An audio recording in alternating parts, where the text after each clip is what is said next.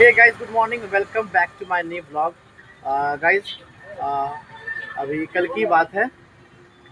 कल मैं अपने भाई को लेकर के बैंक गया था उसका नया अकाउंट खुलवाने के लिए। तो वहाँ मैंने मैम से बोला कि मैम, मेरे भाई का नया अकाउंट खोल दीजिए, ठीक है।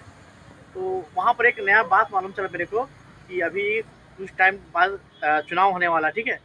तो बोला कि क्या आप पार्सल के लिए अकाउंट खोलना चाहते हैं? तो मैंने बोला नहीं मैम, मेरे को सिर्फ नॉर्मल अकाउंट खोलना। बोला ओ ऐसा बोलिए ना। तो मुझे मालूम चला कि अभी जो चुनाव में खड़ा हो रहा है, जो भी उम्मीदवार खड़ा हो रहे हैं, ठीक है, तो उसके लिए एक अलग से अकाउंट खोला जा रहा है। तो ये बात थोड़ा मेरे को बहुत अजीब लगा। फर्स्ट टाइम मुझे ये बात इस बात की जानकारी नहीं था मुझे। बट बैंक जाकर के मालूम चला कि अभी कोई जो चुनाव में खड़ा हो रहे हैं तो उसके लिए अलग से अकाउंट खोला जा रहा है गाइस।